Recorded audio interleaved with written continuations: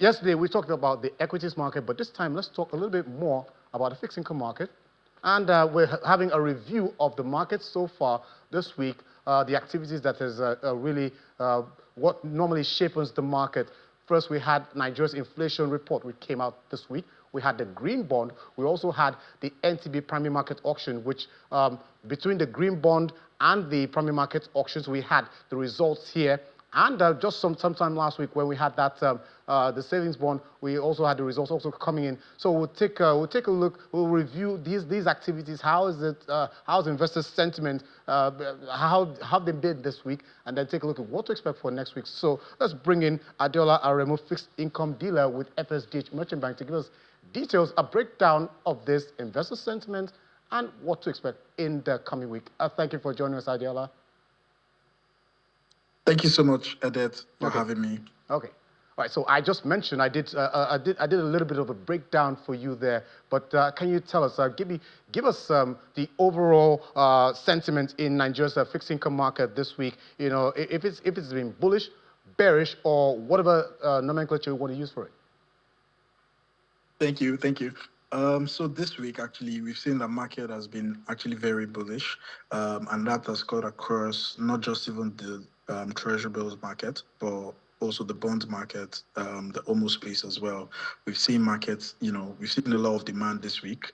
And just as you rightly mentioned, at the NTB auction that happened this week, we saw that, the DMO offered 162 billion. And sold exactly 162 billion. However, we saw stop rates, decline by about 51 basis points at the long end to about 18.84%. And even on the, 182-day bill as well as the 91-day bill, we saw stop rates for that drop to 18.35 on the 182-day bill and 17.8 on the 91-day bill. Also, we saw the green bond that has been, the 5-year green bond that was, issued. The size on offer for that was 50 billion. And DMO sold exactly 50 billion, even though the subscription was about 91.4 billion in total. And it closed at 18.95%. I think another driver that we've seen this week has been the inflation figure that you mentioned, right? Where we've seen that tip up about 70 basis points from 23.71% to 22.97% in May. Okay, so now let's delve a little bit deeper into the treasury bond space. What has been the subscription level, and if it has been higher, what does it indicate for investors' demand? Yeah, so what we saw this week was that subscription actually hit 1.12 trillion at the NTB auction. And going by what was sold, which was just 162 billion, that's a bid to cover rate of about 6.97 times, actually, which shows very healthy demand. And we've seen a lot of that even transfer into the secondary markets, where there are a lot of buyers of this, treasury bills. Okay. All right, so that's for this week. And now let's talk about next week. I know that on Monday, next week is the final week of June, and that's when there will be an FGN bond auction. So, but besides this bond auction, what other factors should investors look into the fixed income market, and how will this affect the overall activities at the market next week? Thank you. So yes. Just as you mentioned, we have the bond auction happening on Monday.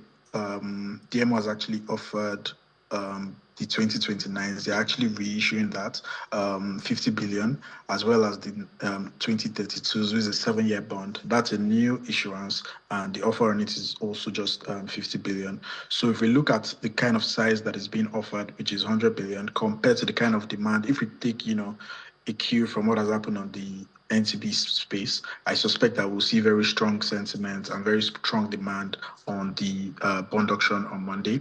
And if we then look at how that will, shape the market next week, I would expect to see continuous, demand across board. I think one thing is clear for a lot of investors: if they have to buy now or buy much later in the year, their decision is to buy now, and that's what has, kind of spurred the demand that we've seen across. I think another factor will be the so there's a maturity, there's a treasury bill maturity next week, Wednesday. Thursday rather, but there's no auction on that day. So I suspect that, that maturity, about 283 billion, will filter into the market and people will look for things to buy, instruments to buy rather. And I suspect that would also just reinforce the bullish sentiment that we'll see across next week. Okay. So now, as we're gradually counting down to the end of second quarter, how would you, before we give a full assessment and comparison of the first quarter and the second quarter and look out for, so what would you, at the earliest stage, assess the second quarter bond issuance calendar from the DMO?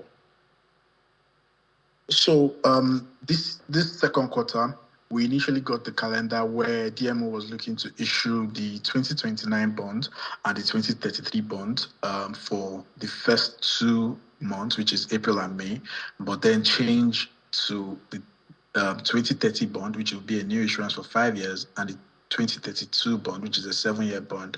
However, that calendar has kind of changed with the circular we got sometime this week, where DMO is now looking to issue just the 2029 bond, which I mentioned earlier, as well as the 2032 bond.